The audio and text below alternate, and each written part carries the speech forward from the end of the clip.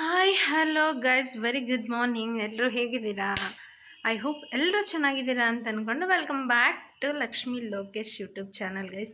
So ಇವತ್ತು actually ಮಾರ್ನಿಂಗಿಂದನೇ vlog start ಮಾಡ್ತಾಯಿದ್ದೀನಿ.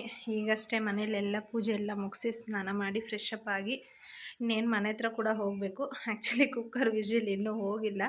ಸೊ ಇನ್ನೇನು ತಿಂಡಿ ತಿಂದು ಹೊರಡ್ಬೇಕು. ನಾನು ಮನೆ ಹತ್ರ ಆ್ಯಕ್ಚುಲಿ ಡೋರ್ ಪಾಲಿಷ್ ಮಾಡೋಕ್ಕೆ ಎಲ್ಲ ತಯಾರಿ ಮಾಡ್ಕೊಂಡಿದ್ರು. ಬಟ್ ಪಾಲಿಷ್ ಆದಮೇಲೆ ಏನೇನು ಮಾಡ್ತಾರೆ ಅನ್ನೋದನ್ನು. ಸೊ ನೋಡಿ, ಕುಕ್ಕರು ವಿಜಿಲ್ ಹೋಗಿಲ್ಲ, ಇನ್ನೊಂದು ಸ್ವಲ್ಪ ಇದೆ. ಇವತ್ತು ನಮ್ಮ ಹೊಲದಲ್ಲೇ ಮಾಡಿರೋಂಥ ಇದ್ರದ್ದು ಇಟ್ಕಿದ ಬೇಳೆ ಸಾರು, ಅವರೆಕಾಳು ಇದೆ ಸೆಕೆಂಡ್ ಟ್ರಿಪ್ ಮತ್ತೆ ನೀರಿಗೆ ಹಾಗೆ ಬೆಳೆದಿತ್ತು. ಅದರಲ್ಲಿ ಅದೇ ತಂದು ಅತ್ತೆ ಕೊಟ್ಟು ಕಳಿಸಿದ್ರು. ಸೊ ಅದರಲ್ಲಿ ಚಿಲ್ಕ ಅವರೆಕಾಳು ಸಾಂಬಾರು ಮಾಡಿದ್ದೀನಿ, ತಿನ್ನಬೇಕು. ಲೋಕಿನ ಆ್ಯಸ್ ಯೂಶ್ವಲ್ ಅವನು ಸಂತೆಗೆ ಹೋಗಿದ್ದಾನೆ. ಮನೆ ಹತ್ರ ನಿನ್ನೆ ಪಾಲಿಷ್ ಎಲ್ಲ ಮೊನ್ನೆ ಮಾಡೋಕ್ಕೆ ರೆಡಿ ಮಾಡಿ ಚೆನ್ನಾಗೆಲ್ಲ ಉಜ್ಕೊಂಡಿದ್ರು. ಒಂದು ಕೋಟು ಟಿಂಕರ್ ಹೊಡೆದಿದ್ದಾರೆ. ಸೊ ಟಿಂಕರ್ ಹೊಡೆದ್ಮೇಲೆ ಯಾವ ಥರ ಕಾಣಿಸುತ್ತೆ ಮತ್ತು ಹೊಡೆದಾದ್ಮೇಲೆ ಏನು ಮಾಡಬೇಕು ಅನ್ನೋದನ್ನು ನಾನು ಇವತ್ತಿನ ಬ್ಲಾಗಲ್ಲಿ ತಿಳಿಸ್ಕೊಡ್ಬೇಕು ಅಂತ ಅಂದ್ಕೊಂಡಿದ್ದೀನಿ. ಸೊ ತಿಂಡಿ ತಿಂದು ಹೊರಡಬೇಕು. ಅಲ್ಲಿ ಹೋಗಿ ಏನು ಕೆಲಸ ಮಾಡ್ತಾಯಿದ್ದಾರೆ ಮತ್ತು ಫಸ್ಟ್ ಏನು ಮಾಡಿದರು, ನೆಕ್ಸ್ಟು ಅದು ಟಿಂಕರ್ ಆದಮೇಲೆ ಏನು ಮಾಡಿದರು, ಎಲ್ಲೆಲ್ಲಿ ಗ್ಯಾಪ್ ಬಿಟ್ಬಿಟ್ಟಿದ್ದಾರೆ ಅದೆಲ್ಲ ನಾನು ನೋಡ್ಕೊಂಡು ಹೇಳಿದ್ದೆ. ಅದನ್ನು ಮಾಡಿದಾರಾ ಇಲ್ವಾ ಅಂತ ತೋರಿಸ್ತೀನಿ. ಸೊ ಬನ್ನಿ ತಿಂಡಿ ತಿಂದು ಹೋಗಿ ಬರೋಣ. ತುಂಬ ಬಿಸಿ ಬಿಸಿ ಇದೆ ಗೈಸ್, ಅಷ್ಟೇ ಈಗಷ್ಟೇ ಮಾಡಿದ್ದೆ ಆ್ಯಕ್ಚುಲಿ. ಇನ್ನೇನು ತಿಂಡಿ ತಿಂದ್ಕೊಂಡು ನಾನು ಹೊರಡಬೇಕು. ಸೂಪರಾಗಿದೆ ಸಾಂಬಾರು ಮಾತ್ರ. ಚಿಲ್ಕವರೆಕಾಳು ಹೊಲದಲ್ಲಿ ಬೆಳೆದಿರೋದು ಈ ಥರ ತಿನ್ನೋಕ್ಕಂತೂ ಸಾಕತ್ತಾಗಿರುತ್ತೆ ಟೇಸ್ಟು. ಮತ್ತು ಬೆಂಗಳೂರಲ್ಲೆಲ್ಲ ತೊಗೊಂಡಾಗ ಸೊಗಡು ಸ್ಮೆಲ್ ಇರೋಲ್ಲ, ಇಲ್ಲಿ ಸೊಗಡು ಸ್ಮೆಲ್ ಕೂಡ ಇರುತ್ತೆ. ಸೊ ಹಂಗಾಗಿ ಇಷ್ಟೊಂದು ಚೆನ್ನಾಗಿರುತ್ತೆ ಸಾಂಬಾರು. ಅಷ್ಟೇ ತಿಂದ್ಕೊಂಡು ಅಲ್ಲಿ ಹೋಗಿ ಕಂಟಿನ್ಯೂ ಮಾಡ್ತೀನಿ ಗೈಸ್. ಇನ್ನು ಆ್ಯಕ್ಚುಲಿ ನಾನು ಮನೆ ಹತ್ರ ಹೋಗೋಷ್ಟರಲ್ಲಿ ಕೆಳಗಡೆ ಮನೆಗೆ ಒಂದು ಕೋಟ್ ಟಿಂಕರ್ ಹೊಡೆದು, ಸೊ ಇನ್ನು ಟಿಂಕರ್ ಹೊಡೆದ್ಮೇಲೂ ಕೂಡ ಎಲ್ಲ ಉಜ್ತಾ ಇದ್ದಾರೆ. ಸೊ ಅದು ಹೊಡೆದ್ಮೇಲೆ ಹೆಂಗಿರುತ್ತೆ ಅನ್ನೋದನ್ನು ಮೇಲ್ಗಡೆ ಸೆಕೆಂಡ್ ಫ್ಲೋರಲ್ಲಿ ಮಾಡ್ತಾಯಿದ್ದಾರೆ, ಅದು ತೋರಿಸ್ತೀನಿ ನೋಡಿ. ಟಿಂಕರು ಉಜ್ಜಾದಮೇಲೆ ಆ್ಯಕ್ಚುಲಿ ನೀಟಾಗಿ ಅದನ್ನು ಉಜ್ಬೇಕು. ಯಾಕೆಂದರೆ ಅದು ಹೊಡೆದಿದ್ದ ತಕ್ಷಣ ಗ್ಯಾಪ್ ಎಲ್ಲಿರುತ್ತೋ ಅದೆಲ್ಲ ಫುಲ್ಲು ಓಪನ್ ಆಗುತ್ತೆ, ಆಮೇಲೆ ಮತ್ತೆ ಉಜ್ತಾರೆ. ಇನ್ನು ಅವ್ರು ಮಾಡೋ ಅಷ್ಟರಲ್ಲಿ ಮೇಲ್ಗಡೆ ಏನು ಮಾಡ್ತಾಯಿದ್ದಾರೆ ಅಂದ್ಕೊಂಡು ಹೋದೆ. ಮೇಲ್ಗಡೆ ನೋಡಿ, ಡೋರ್ಗೆ ಪೇಂಟ್ ಹೊಡಿಯೋಕ್ಕೂ ಮುಂಚೆ ಸ್ವಲ್ಪ ಪಟ್ಟಿ ಮಾಡಿಸ್ತಾ ಇದ್ದೀನಿ. ಯಾಕೆಂತ ಹೇಳಿದ್ರೆ ಇಷ್ಟು ದಿನ ಹಂಗೆ ಬಿಟ್ಟಿದ್ನಲ್ಲ, ಅದು ಗ್ಯಾಪ್ ಇದೆ. ಇವರು ನಮ್ಮನೆಯಲ್ಲೇ ಅಲ್ಲೇ ಈಗ ಇರೋ ರೂಮಲ್ಲೇ ಉಳ್ಕೊಂಡಿದ್ದಾರೆ, ಕೆಲಸ ಆಗೋವರೆಗೂ ಇಲ್ಲೇ ಇದ್ದು ಮುಗಿಸ್ಕೊಟ್ಟು ಹೋಗ್ತೀನಿ ಅಂತ. ಇನ್ನು ಆ ಗ್ಯಾಪ್ಗಳಲ್ಲೆಲ್ಲ ಆ್ಯಕ್ಚುಲಿ ಪಟ್ಟಿ ಫಿಲ್ ಮಾಡಿ ಆಮೇಲೆ ಪೇಂಟ್ ಮಾಡಿ ಅಂತ ಹೇಳಿದ್ದೆ. ಅವರೇ ಫುಲ್ಲು ಮಾಡಿದರು ಎಲ್ಲ ಆಲ್ಮೋಸ್ಟು. ಇನ್ನು ಮೇಲ್ಗಡೆ ನೋಡ್ತಾ ಇರ್ಬೋದು ನೀವು ವಾಸ್ಕಲ್ ಹತ್ರ. ಸೊ ಅಲ್ಲೊಂದು ಚೂರು ಗ್ಯಾಪ್ ಇದೆ ತುಂಬ. ಮತ್ತೆ ಅವ್ರನ್ನ ಕರೆದು ತೋರಿಸಿ ಅದನ್ನು ಕೂಡ ಹಾಕಿಸ್ತಾ ಇದ್ದೆ. ಸೊ ಗ್ಯಾಪ್ ಇದೆ ಎಳೆ ಹಾಕಿ ಅಂತ. ಇವಾಗ ಬೇಕಾದರೆ ನಾವು ಮಾಡಬೇಕಾದ್ರೆ ಏನು ಹೇಳಿದ್ರು ಮಾಡ್ತಾರೆ. ಬಟ್ ಒನ್ಸ್ ಅವರು ಬಿಲ್ಡಿಂಗಿಂದ ಆಚೆ ಹೋದರೆ ಮತ್ತೆ ಮಾಡಿಸೋದಂತೂ ತುಂಬಾ ಕಷ್ಟ ಇರುತ್ತೆ. ಆಮೇಲೆ ಅಂದರೆ ಅದು ಆಗೋದೇ ಇಲ್ಲ. ಅದಕ್ಕೆ ಈಗಲೇ ಹೇಳ್ತಾ ಇದ್ದೆ, ಅಣ್ಣ ಅಲ್ಲಿ ಎಲ್ಲೆಲ್ಲಿ ಗ್ಯಾಪ್ ಇದೆ ಅದೆಲ್ಲ ಫಿಲ್ ಮಾಡಿ ಅಂತ, ಪೇಂಟ್ ಹೊಡಿಯೋಕ್ಕೂ ಮುಂಚೆ. ಇನ್ನು ಪೇಂಟ್ ಬಂದು ಆ್ಯಕ್ಚುಲಿ ಕೆಳಗಡೆ ಡೋರ್ಗಳಿಗೆಲ್ಲ ಏನು ಮಾಡಿಸಿದ್ದೀನಲ್ವ ಒಂಥರ ಗ್ರೇ ಕಲರು, ಸೊ ಅದೇ ಇದೆ ನೋಡಿ ಇವಾಗ ಯಾವ ಥರ ಫಿಲ್ ಮಾಡಿಸ್ತಾ ಇದ್ದೀನಿ ಅಂತ.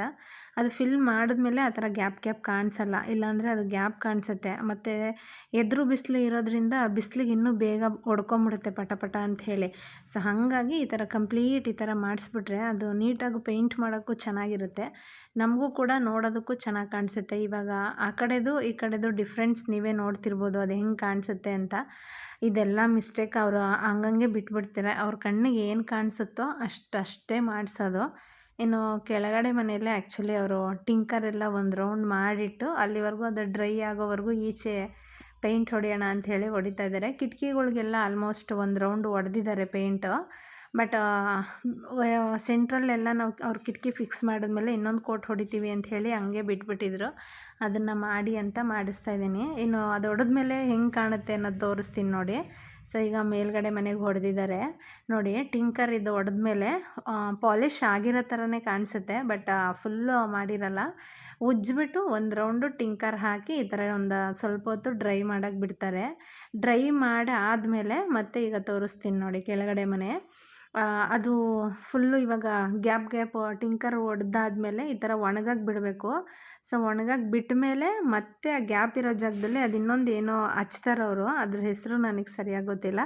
ಸೊ ಅದು ಹಚ್ಚಿಸಿ ಮತ್ತೆ ಒಣಗಿಸಿದ್ಮೇಲೆ ಮತ್ತೆ ಪೇಪರಲ್ಲಿ ಉಜ್ಜುತ್ತಾರೆ. ಆವಾಗ ಉಜ್ಜಿದಾಗ ಎಲ್ಲಿ ಗ್ಯಾಪ್ ಇರುತ್ತೋ ಆ ಗ್ಯಾಪ್ಗೆಲ್ಲ ಆ ಪುಡಿ ಹೋಗಿ ಕುತ್ಕೊಳುತ್ತೆ. ಈಗ ಹಚ್ಚಿ ಇರೋ ಜಾಗದಲ್ಲಿ ಉಜ್ಜ್ತಾ ಇದ್ದಾರೆ ನೋಡಿ. ಸೊ ನನಗೆ 3 ಫ್ಲೋರ್ ಉಜ್ಜೋಕ್ಕೆ ಅವರು ಆ್ಯಕ್ಚುಲಾಗಿ 3 ಡೇಸಿಂದ ಉಜ್ಜೋ ಕೆಲಸನೇ ಮಾಡ್ತಾಯಿದ್ದಾರೆ, ಡೋರ್ ಉಜ್ಜೋದು. ಮಿಷಿನಲ್ಲೆಲ್ಲ ಡೋರು ಬೇಗ ಉಜ್ಜಿಬಿಡ್ತಾರೆ, ಬಟ್ ಕಿಟಕಿಗಳೆಲ್ಲ ನಾವು ಮಿಷಿನಲ್ಲಿ ಮಾಡಿಸಿಲ್ಲ. ಅವ್ರಿಗೆ ಈಸಿ ಆಗುತ್ತೆ ಅನ್ನೋ ಉದ್ದೇಶದಲ್ಲಿ ಅವರು ಮಿಷಿನಲ್ಲಿ ಮಾಡ್ತೀನಿ ಅಂತ ಹೇಳಿದ್ರು. ಬಟ್ ನಾನು ಬೇಡ, ಮಿಷಿನಲ್ಲಿ ಮಾಡಬೇಡಿ, ನನಗೆ ಕೈಯಲ್ಲೇ ಆಗಬೇಕು ಅಂತ ಹೇಳಿ ಹಾಕಿಸ್ದೆ. ಸಂದಿಲೆಲ್ಲ ಕೈಯಲ್ಲೇ ಮಾಡ್ಬೋದು, ಮಿಷಿನ್ ಆದರೆ ಸಂದಿಲ್ ಮಾಡಲ್ಲ. ಹಾಗಾಗಿ ಇನ್ನು 3rd ಫ್ಲೋರು ನೋಡಿ, ಆಲ್ರೆಡಿ ಇದಕ್ಕೂ ಟಿಂಕರ್ ಹೊಡೆದು ಈ ಥರ ಹಚ್ಚಿ ಒಣಗಕ್ಕೆ ಬಿಟ್ಟಿದ್ದಾರೆ. ಇದು ಒಣಗಿದ ಮೇಲೆ ತಿರ್ಗಾ ಅದು ಗ್ಯಾಪ್ ಇರೋ ಜಾಗದಲ್ಲಿ ನಾವು ಉಜ್ಜಿದಾಗ ಇದಕ್ಕೆ ಹಚ್ಚಿರ್ತಾರಲ್ಲ ಅದು ಹೋಗಿ ಅದರಲ್ಲಿ ಕೂತ್ಕೊಳುತ್ತೆ. ಅದು ಮಾಡ್ತಾನೆ ಗೊತ್ತಾಗುತ್ತೆ ನೋಡಿ. ಮೇಲ್ಗಡೆ ರೂಮು ತೋರಿಸ್ತಾ ಇದ್ದೀನಿ ಈಗ. ಮೇಲ್ಗಡೆ ರೂಮು ಫುಲ್ಲು ಆ ಪಟ್ಟಿ ಎಲ್ಲ ಮಾಡಿ ಮುಗಿಸಿದ್ಮೇಲೆ ನಾನು ಆಗಲೇ ಹೇಳಿದೆ ಪೇಂಟ್ ಹೊಡಿಸ್ತಾರೆ ಬಾಗಿಲಿಗೂ ಕೂಡ ಅಂತ. ಇನ್ನು ಬಾಗಿಲಿಗೂ ನೋಡಿ, ಇದೇನು ಟೀಕುಡ್ ಮರ ಅಲ್ಲ. ಸೊ ಮೇಲೆ 3 ರೂಮ್ ಇದೆಯಲ್ಲ, ಇದು 3rd ಫ್ಲೋರ್ ಮೇಲೆ 4th ಫ್ಲೋರು ಒಂದು ಸಿಂಗಲ್ ರೂಮ್ ಮಾಡಿಸಿದ್ದೀವಿ. ಆ ರೂಮ್ಗೆ ಇದು ನಾರ್ಮಲ್ ಪೇಂಟ್ ಹಾಕ್ಸಿದ್ದೀನಿ. ಇನ್ನು 3 ಫ್ಲೋರ್ ಏನಿದೆ ಅದು ಬಂದು 2 ಬೇವಿನ ಮರ, ತ್ಯಾಗದ ಮರದಲ್ಲಿ ಮಿಕ್ಸ್ ಆಗಿರೋದು. ಇನ್ನು ನಾವಿರೋದು ಮೇನ್ ಡೋರ್ಗಳು ಮಾತ್ರ ಎಲ್ಲ ಮನೆದೂ ಕೂಡ ಟೀಕುಡ್ಡು. ಸೊ ನೋಡಿದ್ರಲ್ಲ ಫ್ರೆಂಡ್ಸ್ ಮನೆ ಹತ್ರ. ಗಾಯ್ಸ್ ನೋಡಿದ್ರಲ್ಲ, ಈಗಷ್ಟೇ ಮನೆ ಹತ್ರ ಹೋಗಿ ಬಂದೆ. ತುಂಬ ಬಿಸಿಲು ಆಯಿತು ಮತ್ತು ಸುಸ್ತು ಆಯಿತು.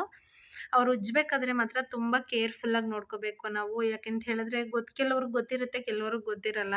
ಅದು ಉಜ್ಜಾದ್ಮೇಲೆ ಡ್ರೈ ಆಗಕ್ಕೆ ಬಿಡ್ತಾರೆ, ಟಿಂಕರ್ ಹಚ್ಚಾದ್ಮೇಲೆ. ಟಿಂಕರ್ ಡ್ರೈ ಆದಮೇಲೆ ಮತ್ತೆ ಉಜ್ಜಿಬಿಟ್ಟು ಅದು ಒಂದು ರೌಂಡಿಗಿರುತ್ತೆ ಗೈಸ್, ಅದು ಹೆಸರು ನನಗೆ ಗೊತ್ತಿಲ್ಲ. ಸಾಧ್ಯ ಆದರೆ ನೆಕ್ಸ್ಟ್ ವ್ಲಾಗಲ್ಲಿ ಅದನ್ನು ಅವ್ರನ್ನ ಕೇಳಿಕೊಂಡು ಶೇರ್ ಮಾಡಿ ಹೇಳ್ತೀನಿ. ಅದನ್ನು ಹಚ್ಚಿ ಅದು ಒಣಗಿದ ಮೇಲೆ ಮತ್ತೆ ಇನ್ನೊಂದು ಸಲ ಉಜ್ಜಬೇಕು. ಇನ್ನೊಂದು ಸತಿ ಉಜ್ಜಾದ್ಮೇಲೆ ಮತ್ತೆ ಇನ್ನೊಂದು ಸಲ ಟಿಂಕರ್ ಹಚ್ತಾರೆ. ಇನ್ನೊಂದು ಸತಿ ಟಿಂಕರ್ ಹಾಕಿದ್ಮೇಲೆ ಆಮೇಲೆ ಪಾಲಿಷ್ ಮಾಡೋದು. ಸೊ ಒಂದೇ ಸತಿ 2 ಸತಿ ಅಂತ ಹೇಳ್ತಾರೆ, ಇಲ್ಲ ಹೊಸ ಡೋರ್ ಪಾಲಿಷ್ ಮಾಡ್ತಿರೋರು ಕನಿಷ್ಠ ಅಂತ ಹೇಳಿದ್ರು 3 ಸತಿ ಟಿಂಕರ್ ಹಚ್ತಾರೆ, 3 ಸತಿ ಉಜ್ಜಲೇಬೇಕು ಅವರು. ಇವ್ರೇನಂದ್ರು ಆ್ಯಕ್ಚುಲಿ ನಮಗೂ ಒಂದೇ ಸತಿ ಅಂದರು, ಆಮೇಲೆ 2 ಸಲ ಅಂದರು. ಇಲ್ಲ ನಾವು 3 ಸತಿ ಮಾಡೋದು ನೀವು, ನಮಗೆ ಗೊತ್ತು ನೀವು ಮಾಡಿ ಅಂತ ಅಂದಮೇಲೆ ಮಾಡಿದ್ದು.